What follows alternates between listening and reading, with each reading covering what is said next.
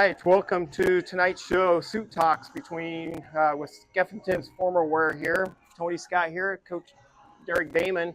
Coach, how are you tonight? I'm doing great. Thanks for having me on, Tony. Good, good. We'll talk a little bit of hockey here, and you're going to have water. I'm going to have a cold beer because it's warm in here. So let's start talking off about strong start for the Buccaneers right now, second place in the Western Conference with 8 points, and you guys just came off the road. You went to Sioux City and Tri-City, come away with two wins, and we were just talking about this, that makes the trip home from Tri-City a lot better, because I know from coming from Kearney, it's a long trip. So we'll talk about those games, and then we're going to back up a little bit, go back to the Waterloo game up there.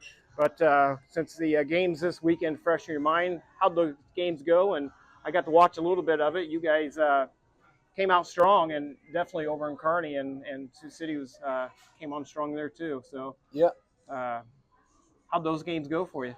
They were good. Sioux City, they've gotten better over the last 3 weeks. They've made some tweaks to their roster, and but they play hard defensively. They're a good team. They're well coached. We knew going into the game that it was going to be, a tough, tight checking game. Wasn't going to be a lot of space through the neutral zone. In the offensive zone, it was going to be hard to generate to get, a lot of quality chances at the net.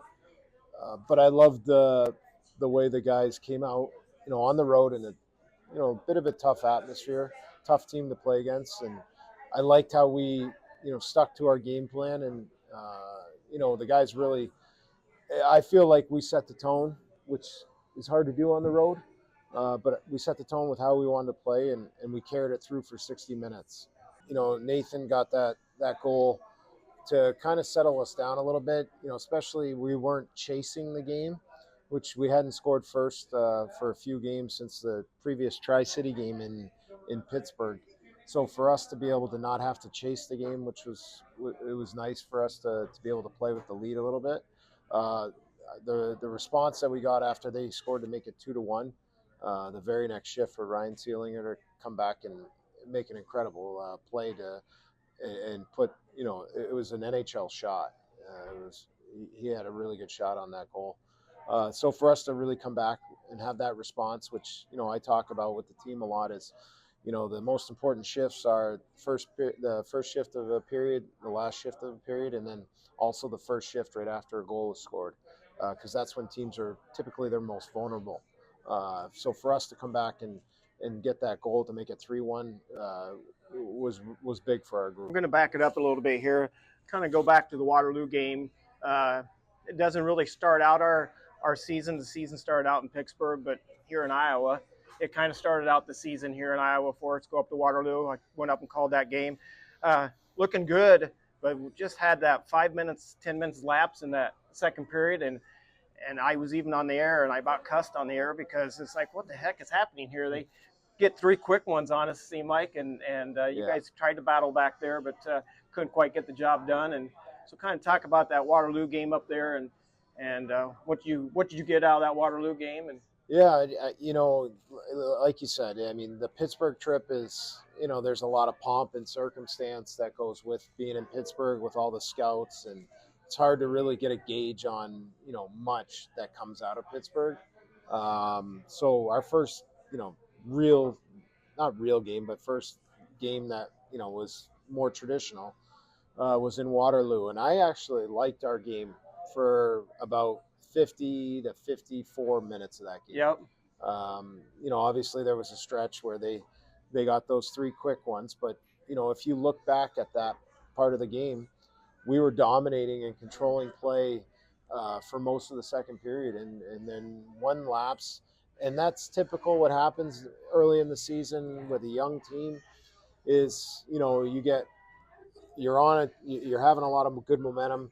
You get a goal scored against you, and then all of a sudden you kind of start getting a little bit deflated, and you let your guard down, and next thing you know, there's 2 goals in the back of their nets. Their home opener. They had a good crowd that evening. Yeah, they had it was a good crowd. atmosphere. But for me, the most important part that we got out of that game was the third period. And, I went in and I challenged the guys after the second period that, to see what kind of group we had. And our captain comes out and sets the tone right away. He gets a fight, gets our group rolling again. And I just loved a lot of the group. Logan Hughes, I wanted to get Max out of the net. I didn't, it was an opportunity to let him just take a breath and not play the third. And Hughesy came in and battled. And, I just love how our group responded in the third period. Yeah, I thought the third period was a good period up there for the Buccaneers. It was fun to watch them. Then you come back home following weekend, Chicago still. Good game. I mean, could have went any way for you guys. Both games go to 8-round shootout. Are you a fan of the shootout, or I've seen talk out there of maybe someday increasing it to 7 minutes overtime and try to get it finished in overtime? But I know the fans love the shootout, but I'm a goalie dad. I didn't like shootouts. Yeah. But they're fun to call. And do you like the shootout part of it, or do you rather get it just over with in the 5 minutes overtime? Or well, what's interesting is when I got into the ECHL 4 years ago, they changed the overtime rules and they made it 7 minutes. And so I like it because the NHL wanted us to. It was basically they're testing it in our league, and I like it because it does settle. I think the percentages of shootout games in the ECHL last year was about that games that went to overtime. Only 22% of the games went to a shootout, and so you see, that extra 2 minutes. It adds a lot, and I love it. I think overtime is great. I love the 3-on-3 overtime. Myself, when I played, I loved the shootout because I was typically going.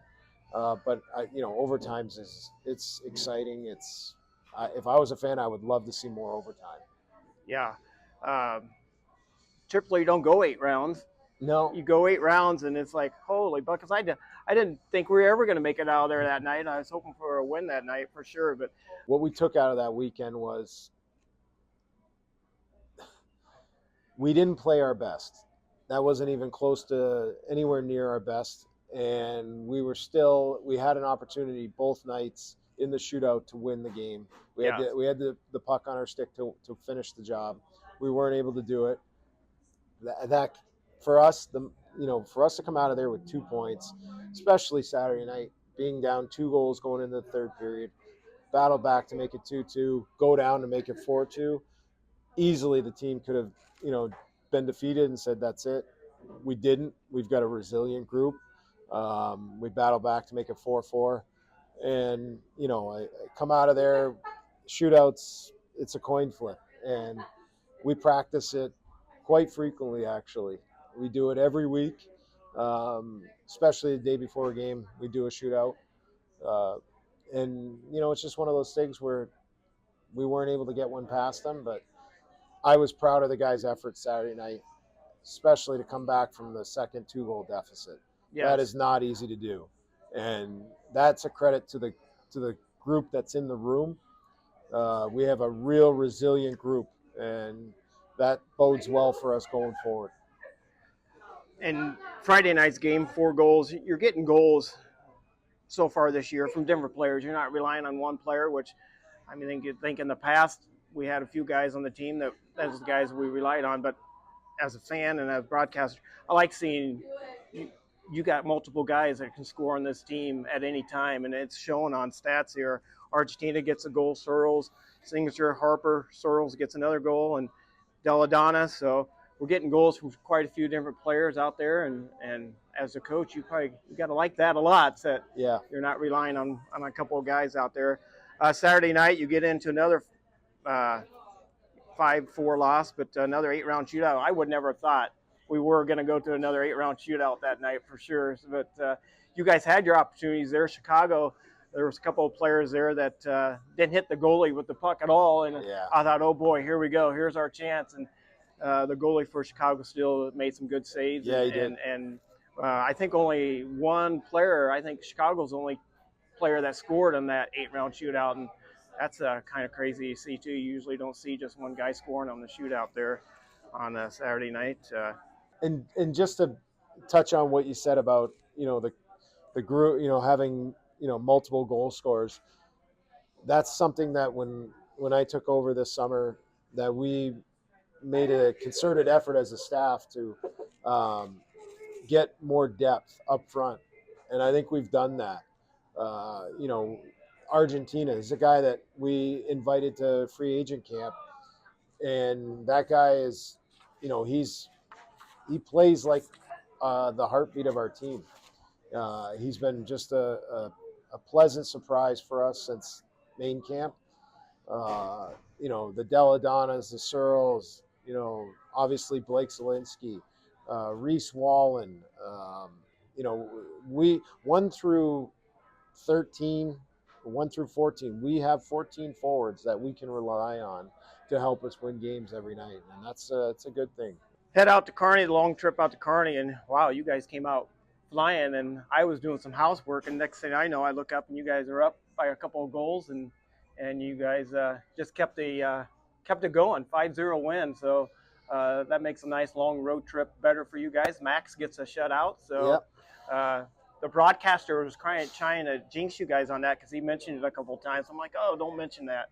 And I definitely didn't say it out loud to my wife at home that we hadn't been scored on yet. So I didn't want to jinx it. But tell us a little bit about the Tri-City game and coming out on fire there, and good win for you guys up there. Spoken like a true goalie dad, though, right? Yeah, you can't speak about that. Yeah, no. yeah. First of all, I'm very happy for Max. He was on top of pucks, and he was seeing pucks real well. I think Max played it very well, and it was great to have him get rewarded for his success. To be honest with you, I liked our game Saturday night. I think there was parts of our game Sunday that were good, and I think there were parts of our game that, we still need to work on. But we got, a goal early by Argentina that, that's how you score goals, and it's getting these guys to understand that you're going to score goals right around the net, and getting them to the inside, as I like to say, and around 6 to 10 feet around the blue paint. That's where you're going to have success scoring goals, and that's how we try to play, is getting to the inside. And so I was I'm happy that we got a win, came away with it. Those are games that you have to win. They're not easy, because Sunday could be a trap game, as I like to say, where you come off a hard-fought win Saturday night. You're going to play a team that hasn't found their footing yet, and you could start to overlook them and start to look forward to this coming weekend. But I was, that again, I like to talk about our leadership group and our core group. That's a credit to them, and helping them push the message and lead the way. Yeah, 5 Denver players get goals in that. Argentina, Wallen, Searles, Sefford, and Deladonna with a goal there. You guys didn't. You took a few penalties in that game, didn't you? A couple. Tri-City 0 for 5, and you guys 1 for 4 on the power play. But you guys are special teams are kind of clicking for you too. Yeah. Your penalty kills 88.9%. So. Knock on wood. Yeah, knock on wood, right? It's something. If that's wood.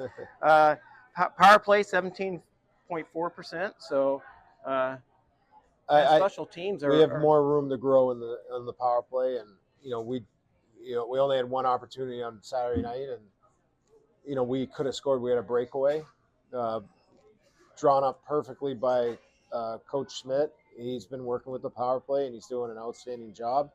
When you only have one look, it's tough. But, I feel very confident in our group that we're going to keep getting better and better as the season goes along. And then the PK, it's just Coach Kogan he's doing a great job with the penalty kill. And, it's more on pressure and understanding when to pressure, when not to pressure. And it's getting these guys to understand the concepts of what we're trying to preach to them. And so far they're starting to grasp the concepts really well. Well, we'll start wrapping this up a little bit, but I do have some fun questions for you. If you could pick any player, past, present, to go trick-or-treating with,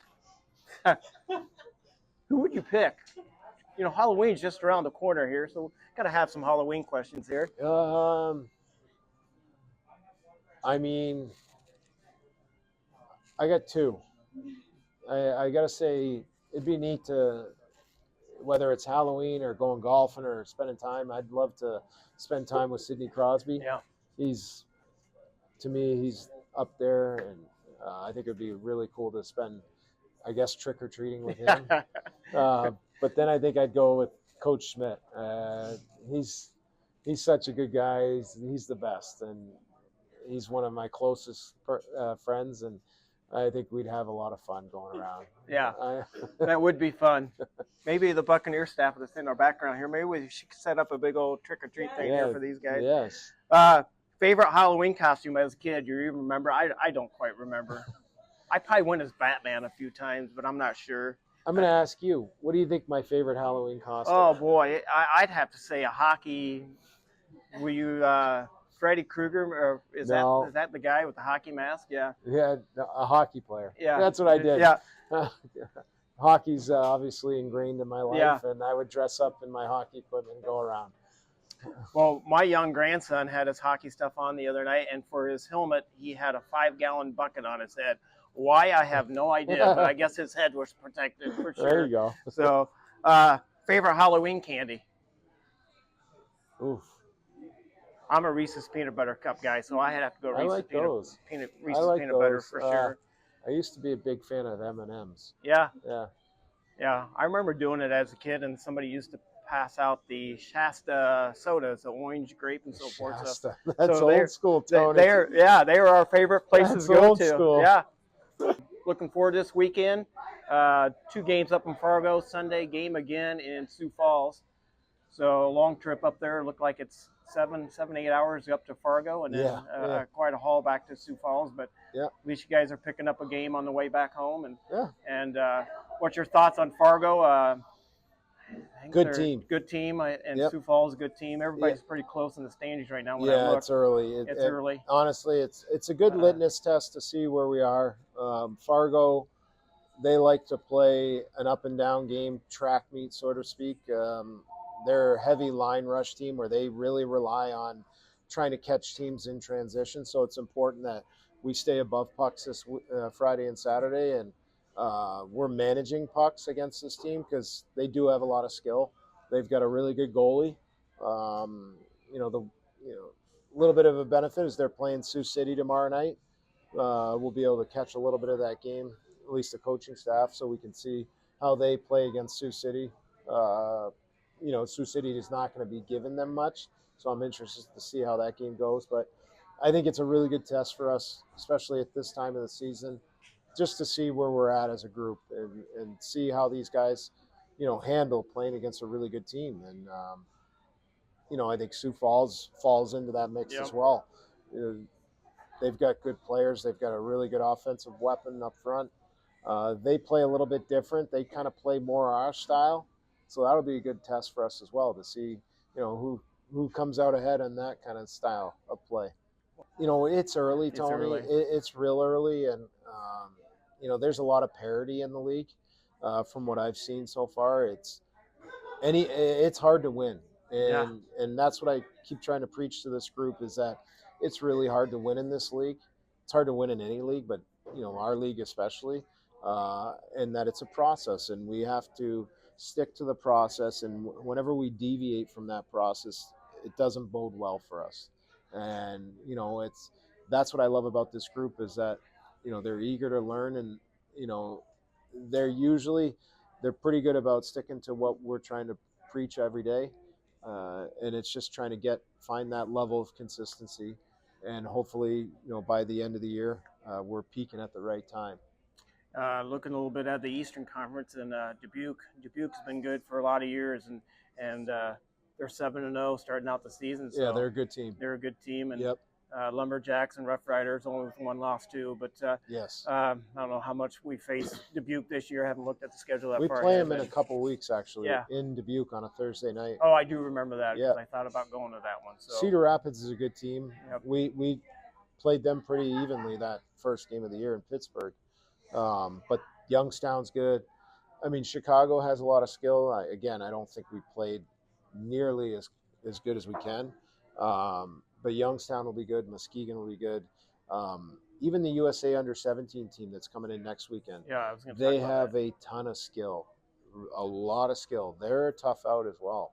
And so, I mean, that's good for the league, is that, Yeah. everybody can beat everybody on any given night if you don't show up. Coach, I appreciate you taking time out to coming up here tonight and talking a little bit of hockey with me. And good luck this weekend, 3-game weekend, and hopefully your Sunday night trip back is full of smiles and 3 wins, so 6 points. Thank you, Tony.